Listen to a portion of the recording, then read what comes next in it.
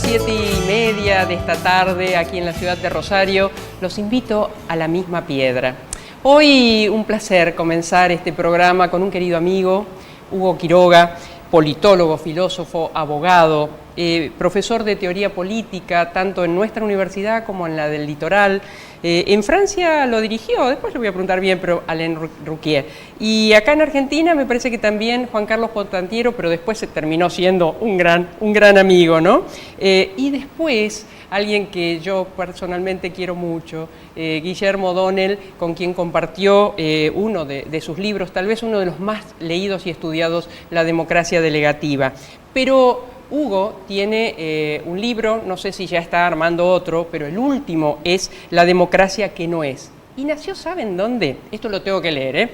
En San Francisco del Monte de Oro, San Luis, el primer lugar donde Domingo Faustino Sarmiento dio clases. Hugo, gracias por estar acá. No, muchísimas gracias por la Bienvenido. invitación. Bueno, bienvenido a la misma piedra. A la misma piedra, muy lindo el título, me encantó. Bueno. Y gracias por por haberme invitado a la primera, Hugo, el comienzo. ¿Cómo estás viendo las piedras que tenemos los argentinos?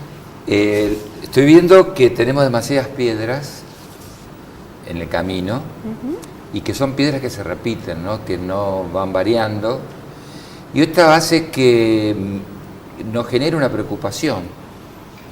Una preocupación porque nosotros tenemos un sistema democrático que lleva 35 años y pareciera que la democracia, que efectivamente nos da la posibilidad del diálogo, de la expresión, de la libertad de expresión, nos ubica en una situación muy diferente entre las personas, las distintas subjetividades.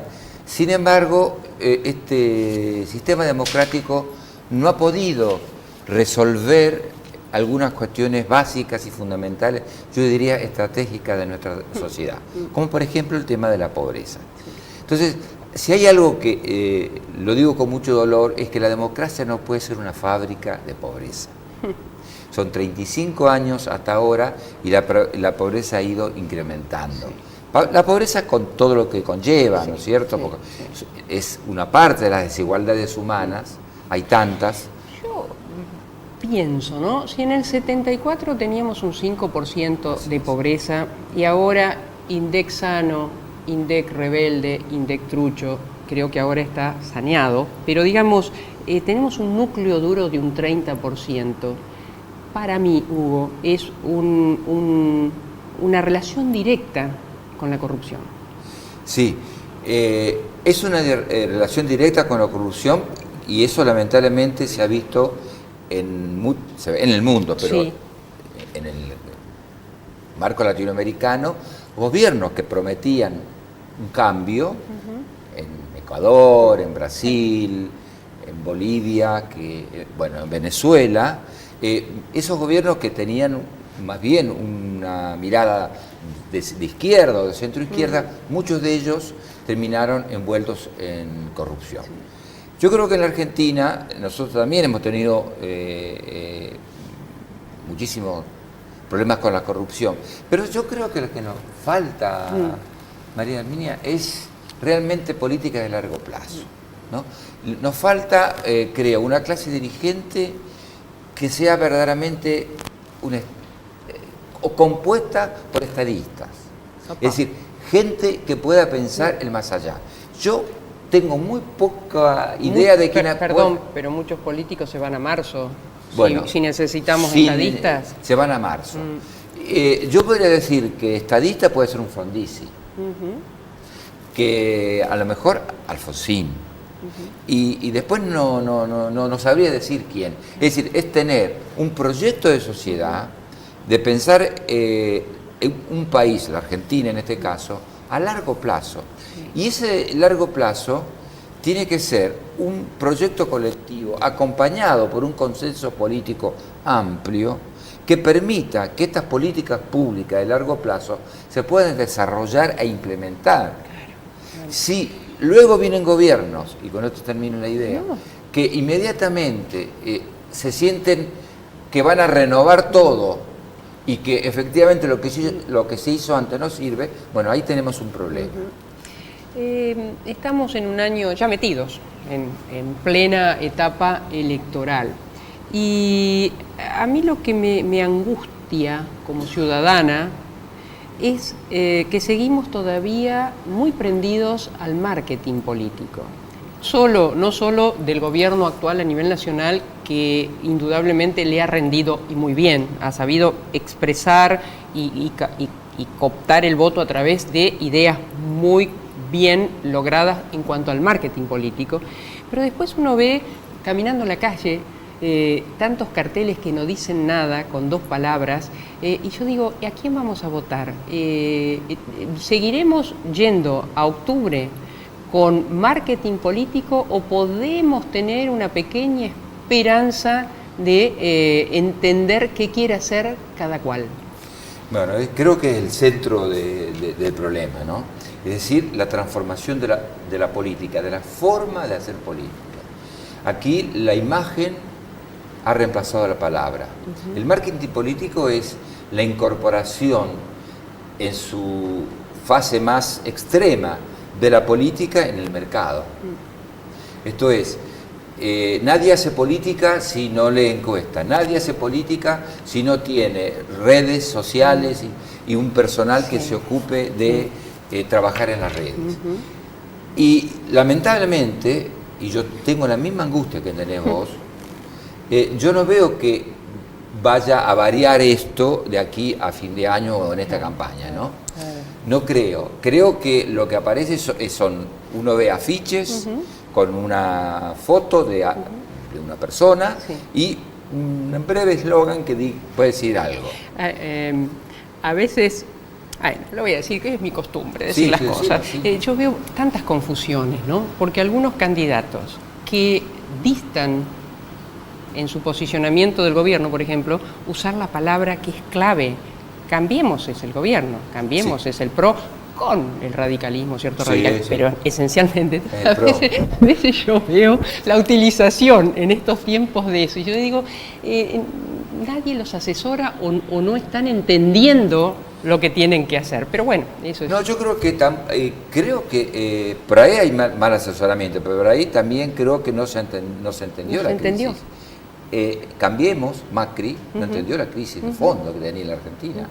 No sé, la crisis el país que recibe Macri es un país que tenía problemas serios de largo plazo, estructurales, y yo creo que él no vino con un plan para resolver eso. Él vino con un plan, con una especie de, digamos, de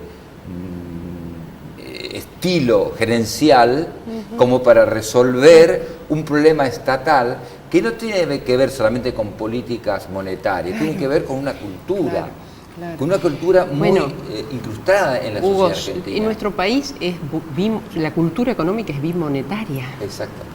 Entonces, no entender, por ejemplo, eso es ya grave. Mira, ese creo que es el punto central. Y ese es el punto central si se constituye una tercera alternativa en la Argentina. Hacia eso iba. Si se constituyera una tercera alternativa, quien esté a cargo de eso, que debe ser además una obra colectiva, si no entiende que la Argentina no tiene moneda, porque es un sistema bimonetario, y la moneda es un factor de cohesión social. La moneda es un bien privado y es un bien público. Es al mismo tiempo una institución social, cohesiona a la sociedad. La mala moneda quema las manos. Es como tomar una piedra muy caliente. Entonces, esto hace que inflación y moneda van de la mano.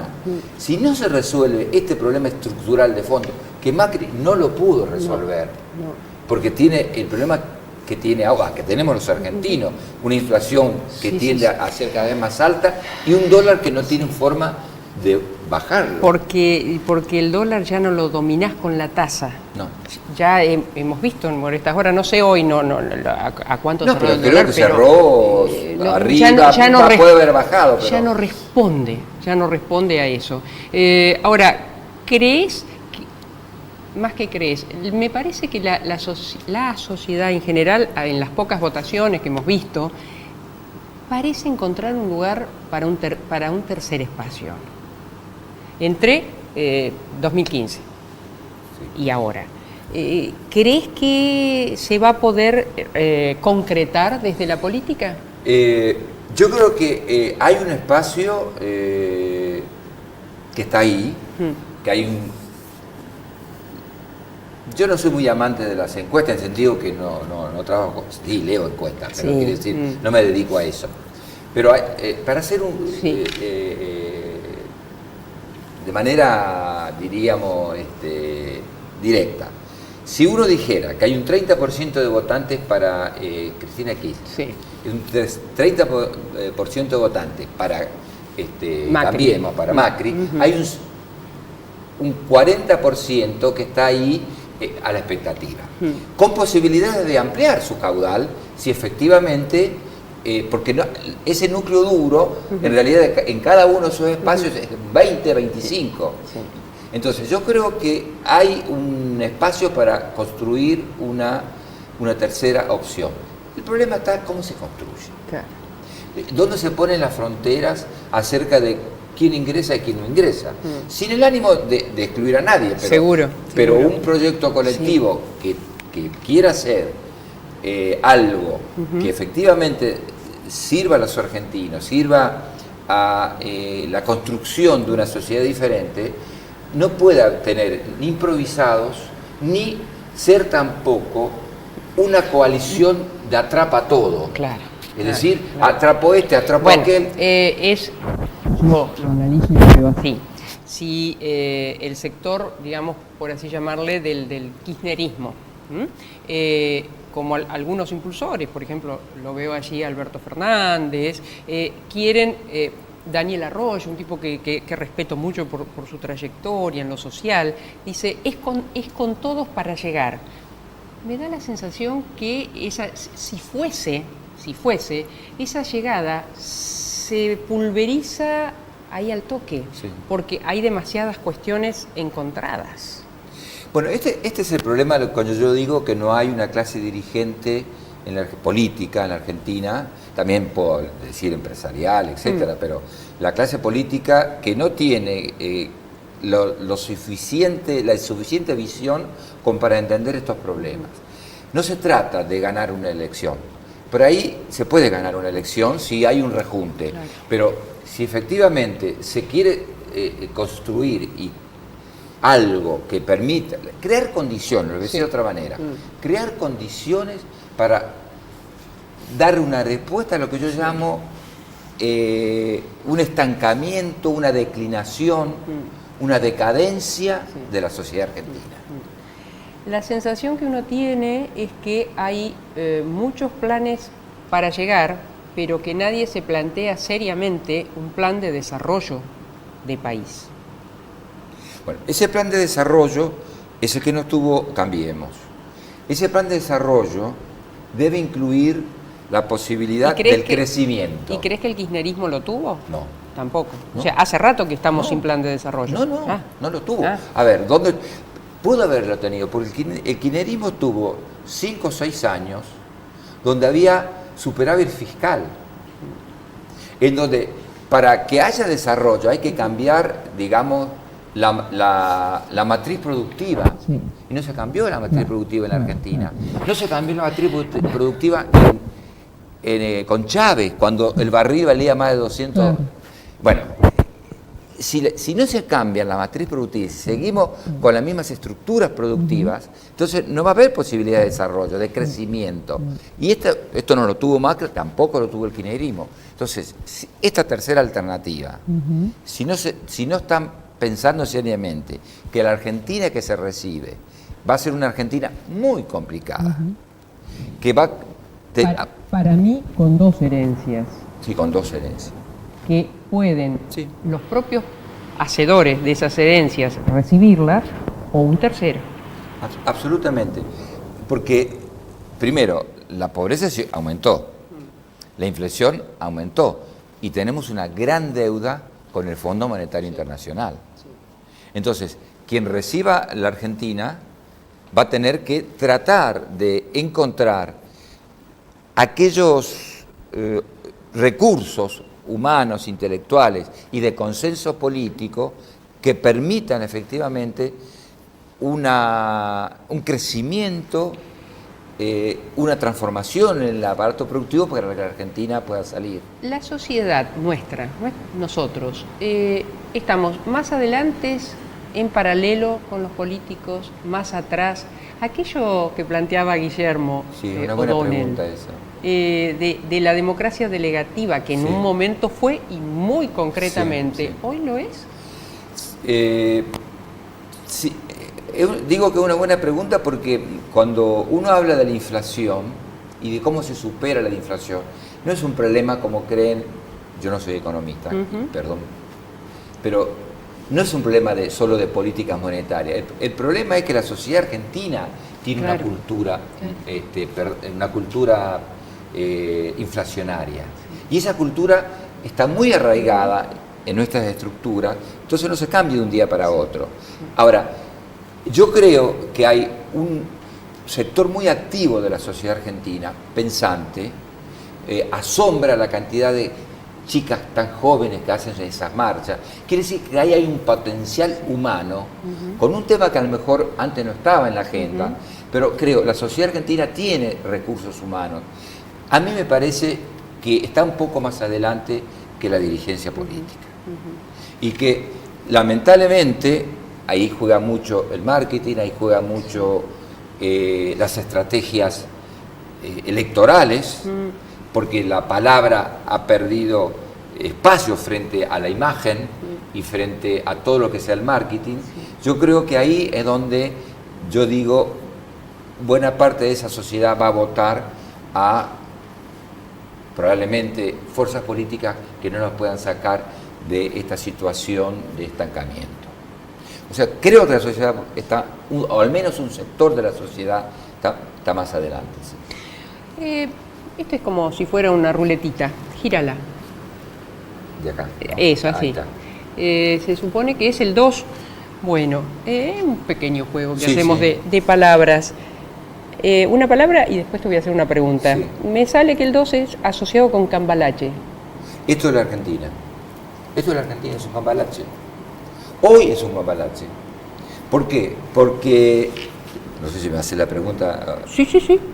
¿Tiene que ver con eso? Exacto, te estoy preguntando. Porque se quiere pensar una alternativa, que a mí me parece que hay espacio para eso, que hay gente que lo demanda, pero si uno toma a una persona que yo respeto por lo que hizo en el 2001-2002, que es Duhalde, quiere un cambalache, quiere crear una alternativa que es un cambalache, unir a todos. Unir a todos significa unir a Cristina Kirchner, unir a todas las iglesias y una idea de unidad nacional que no existe en ninguna parte del mundo y ni es posible hacerlo en la realidad, y vamos todos para adelante. Eso es un cambalache. La pregunta es, si bien no hay problemas étnicos en nuestro país, ¿considerás que el argentino es un pueblo racista? Es racista. Hay racismo en la Argentina. Y si hubiera gente de color negra, sería más racista. Y hay racismo contra los bolivianos, los peruanos, con los hermanos que tenemos al lado. Y sí, hay racismo. Yo no voy a decir que la característica de la Argentina es la xenofobia, no. Pero hay racismo, sí, sin duda. Y eso se ve con los pueblos originarios y en la forma del trato que se le hace desde las propias instituciones estatales, ni hablar desde la justicia. Y también desde uno mismo, en cualquier estrato social. Cuando te enojas con alguien, es muy probable que digas negro de... Totalmente. O sea, que en cualquier estrato social. Bolita, la idea, la idea del desclasado, ¿no? Exactamente. Bueno, sí, creo que hay... ¿Cuánto influye en nuestro hoy? Y en eso que vos planteabas de ese proyecto. Todavía no, creo que no tiene una gran influencia. Eso puede ocurrir si esta situación crítica, hay una situación de crisis en la Argentina. Estamos viendo una crisis, no hay que ponerle ningún otro nombre. No. Es una crisis que todavía tenemos que pasar una larga carrera que no es tan larga en cuanto al tiempo, pero larga en cuanto a los acontecimientos, que llegará diciembre. Y ahí es donde yo creo que si las cosas no van bien y no hay una buena salida, sí la gente empieza a pensar en otra manera. Es lo que lo está pasando con Europa. ¿Por qué entonces la xenofobia? ¿Por qué una Italia neofascista? Hungría. ¿Por qué Trump en Estados Unidos? Y Bolsonaro, acá cerquita. Bolsonaro, nosotros no estamos exentos de que hubiera un Bolsonaro. No, yo no digo que estemos cerca, pero digo no estamos exentos de eso. ¿Qué ruido no te hace el que empresarios desfilen por Comodoro Pi y algunos se queden? Sí, ahí habría que ver, porque los empresarios que más han estado ligados al tema del Estado son los que, con todo lo que es obra pública, los que están más procesados, ¿no? Los que no han trabajado tanto con el Estado, hubo un reportaje muy interesante, que salió hace 2 meses creo, a un empresario de cerca de 90 años, que se había negado y se negó. Se negó a dar, a pagar coimas, vamos a ser claros. Claro, sí. Es decir, acá hay otro problema. Lo que antes decíamos la burguesía. Es decir, no me refiero a las pymes, pero a la burguesía, los grandes empresarios. En la Argentina no son schumpeterianos, es decir, empresarios que invierten, es decir, que arriesgan. Esa es la condición de un empresario. Sino son empresarios que viven a costa del Estado. ¿Qué quiere decir esto? Quiere decir que solo invierten si el Estado les garantiza sus ganancias. Bueno, ahí tenemos otro problema también de la relación de ciertos empresarios con la Argentina. ¿Estás escribiendo algo, Hugo? Estoy escribiendo algo, pero lo voy llevando muy lentamente. ¿Por qué? Porque espera, que yo tenía algo acá anotado que tenía que preguntar. Algo que me encantó que te escuché. Que tanto el hombre como la sociedad deben tener como propósito la libertad. Me pareció brillante para un desarrollo tuyo. Sí, bueno, ese es un libro que yo quisiera escribir. Pero siempre son proyectos, ¿no? Es un proyecto. Porque creo que por ahí pasa el eje de todo. Es muy difícil que uno sea ¿Se libre, puede proyectar en Argentina? Sí, se puede, bueno, tenemos algo importante. Ahí es muy importante. Sí, adelante. No, decime. No, y la otra cosa quería hacer un libro que empecé, pero lo estoy trabajando muy lentamente, sobre el periodo 73-76. Porque ahí perdió la Argentina otra oportunidad. Exacto. Y fíjate que no se reivindica ese periodo.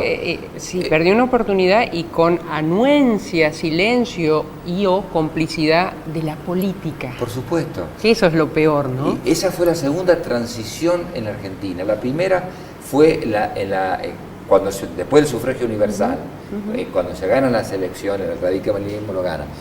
Y periodo militar, control militar de los gobiernos que vinieron después de Ilia, de Frondizi.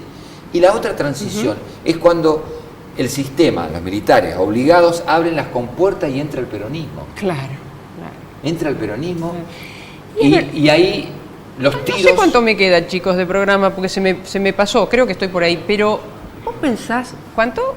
Un minuto. En un minuto, Hugo, era para vos. ¿Vos pensás, como plantean muchos, que el peronismo es motivo central del problema argentino? No, yo creo que no. Yo no creo que el peronismo sea el problema central. Yo creo que el peronismo tiene una característica y es un factor de poder muy importante. Y si algo tiene el peronismo muy claro es el poder. Hugo, ¿qué es mañana?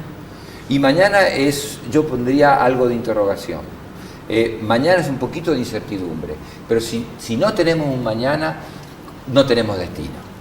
Ojalá mañana podamos esquivar a la misma piedra.